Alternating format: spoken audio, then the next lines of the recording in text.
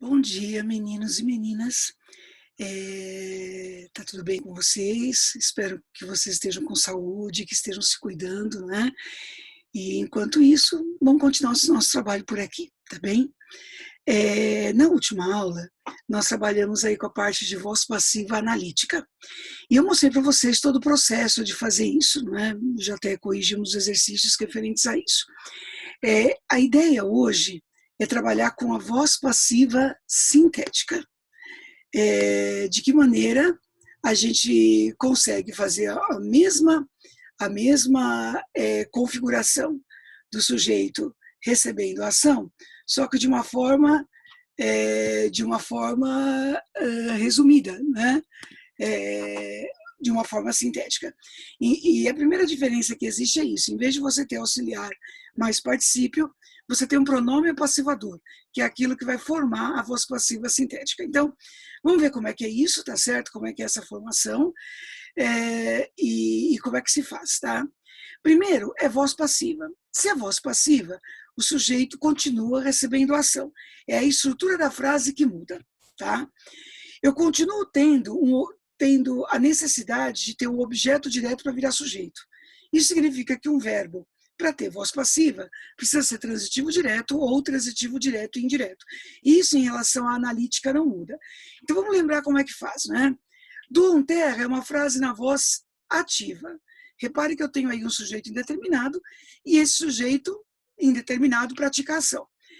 Se a gente passasse isso para a voz passiva analítica, que foi a que nós vimos na aula anterior, ficaria terra é doada. Então, olha só, o objeto direto, que é esse, está virando sujeito, né? E este verbo, ó, lembra? Um só, ficam dois. Esse é auxiliar, no mesmo tempo e modo que o verbo principal. Esse verbo principal está no presente, portanto, terra é doada. Não se escreve terra doada por eles, nem terra doada por alguém, não é?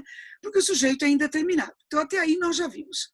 Como é que se faz a voz passiva sintética? Então, preste atenção.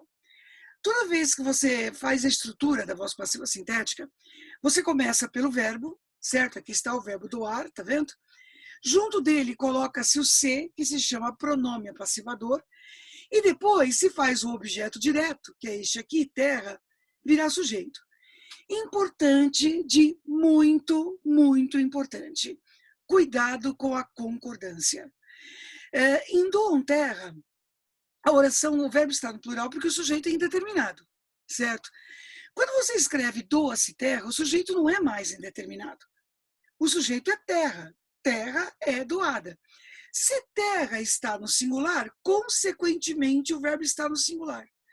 Então, hoje, há testes nos exames vestibulares, nas provas de modo geral, que só cobram de vocês a formação do verbo. Então, esse verbo precisa estar concordando com esse novo sujeito. Não é porque aqui está no plural que aqui vai estar também. Exatamente como aqui, tá vendo? Olha só, na voz passiva analítica que nós estudamos na semana passada. Se terra é singular, olha o que acontece com o verbo, é doada. Aqui é a mesma coisa. Vamos pegar uma outra situação para vocês verem isso de uma outra maneira. Alugam quartos. Ó, de novo, eu tenho aí a voz ativa, com o sujeito indeterminado. Na passiva analítica, quartos são alugados. Então, o objeto direto virou sujeito e o verbo ficou um a mais. Agora, na sintética, fica alugam-se quartos. O sujeito é quartos, certo? E esse sujeito, estando no plural, exige que o verbo também esteja no plural. Por isso que a forma correta é alugam-se quartos. Isso significa que para você fazer a transformação para a voz passiva sintética, a estrutura é essa. Normalmente, a voz ativa tem sujeito indeterminado. Aliás, cabe justificar, né? Por que os dois exemplos dados têm sujeito indeterminado? Se fosse, por exemplo, eu dou terras, ficaria terras são doadas por mim, na voz passiva analítica, normal. Se eu passasse isso para a voz passiva sintética, seriam doam-se terras sem esse por mim. E há um motivo para isso, né? Na voz passiva sintética, na língua atual, ela não tem estrutura com agente da passiva.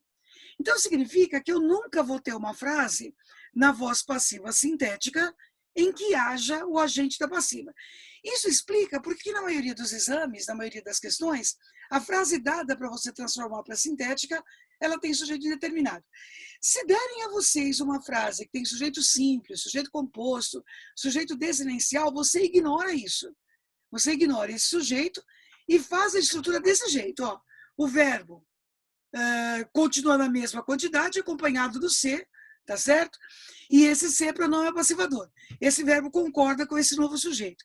E o objeto direto vira sujeito. Se o sujeito estiver lá, você não vai fazer isso virar agente da passiva. O agente da passiva só existe na voz passiva analítica. Ele não existe na voz passiva sintética. Não se esqueçam disso, tá?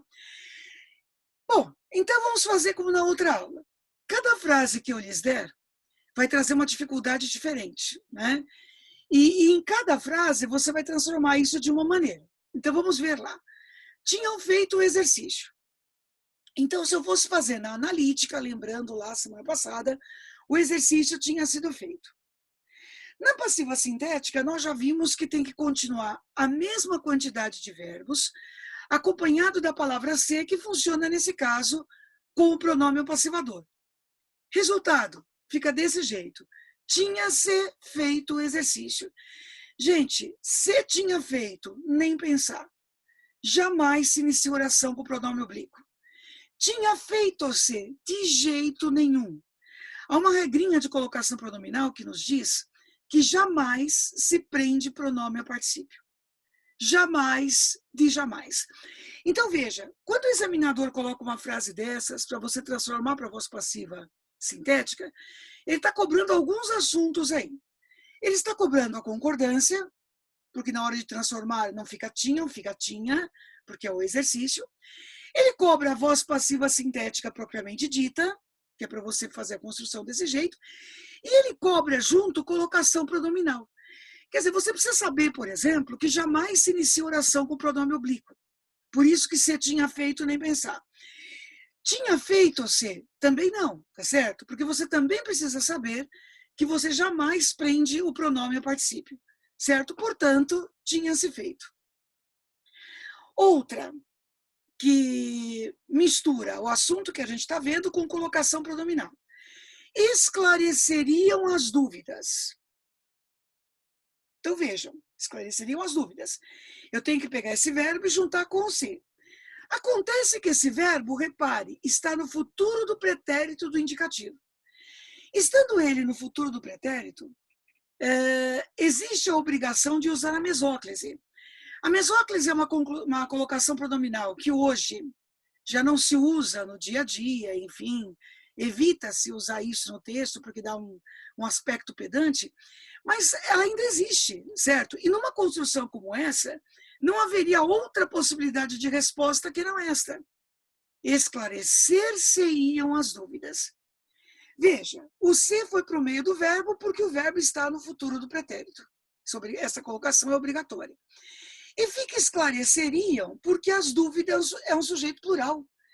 E sendo um sujeito plural, tem que ser esclarecer-se-iam. Se fosse a dúvida, seria esclarecer-se-ia a dúvida. Mas como eu sempre digo a vocês, tudo pode ser piorado nesta vida, né? Olha essa construção aqui, que já é estranha por natureza, apesar de correta. Dar-lhe-ão uma oportunidade. Vejam que o verbo aqui é o verbo dar, certo? Que ele é transitivo direto e indireto. Uma oportunidade, objeto direto. Darão o quê? Uma oportunidade. A quem? A ele, certo? Esse uma oportunidade vai virar sujeito. O verbo continua na mesma quantidade. E esse lhe vai continuar sendo objeto indireto. Repare que esse lhe está no meio do verbo. E eu vou ter que acrescentar o se, que também vai para o meio do verbo. Portanto, fica esta coisa linda aqui, ó. Dar-se-lhe-á uma oportunidade. Veja, vamos lá. Dará, porque o verbo está no singular. Uma oportunidade, singular. Esse lhe já era objeto indireto, continua sendo, não mudou nada, certo? O que é que nós fizemos? Acrescentamos o se com o pronome apassivador. Outro jeito de construir essa frase? Não. Não há outro jeito, não há outra resposta possível, não com essa estrutura sendo dada a vocês, tá? Agora, olha só aquilo que eu disse há pouco a vocês quando nós falamos da estrutura da voz passiva. O rapaz fez todos os trabalhos. Olha só, essa frase tem um sujeito simples. Na passiva analítica, todos os trabalhos foram feitos pelo rapaz. Normal, certo? Na passiva sintética, eu vou ignorar que esse rapaz está aí. Resultado vai ficar assim: fizeram-se todos os trabalhos. Como foi dito há pouco, na voz passiva sintética não existe agente da passiva. Não existe. Portanto, fizeram-se todos os trabalhos. Agora vamos a um desafio maior. Precisam de funcionários. Aí você vai pensando nas possibilidades, né? Como é que passa isso para a voz passiva sintética? E se você observar, essa frase que aí está, ela tem uma estrutura diferente de outras frases que nós já vimos, né? Repare que essa frase tem um verbo transitivo indireto, ó, tá vendo? E isso aqui é um objeto indireto. Repare que esse de é uma preposição obrigatória. Resultado, nem que a gente fique aqui até amanhã, a gente vai conseguir montar essa frase aqui. Não é possível passar para a voz passiva sintética. Não existe essa possibilidade. Aliás, como nós vimos na semana passada, muito menos para a analítica, certo? Uma frase que não tem objeto direto não permite essa transformação, né? Mas aí que está. Existe a construção, precisa ser de funcionários. Só que essa construção não está na voz passiva sintética. Nós vimos isso lá no comecinho, lá quando vocês começaram a ver análise sintática. Esse sem precisa-se de funcionários é índice de indeterminação do sujeito. Então, gente, talvez isso seja o que mais pega nesse assunto. Se nós formos pensar em termos práticos, né, vamos pensar nos exames vestibulares, é muito comum que se misture o ser pronome passivador com o ser índice de indeterminação do sujeito no mesmo exercício.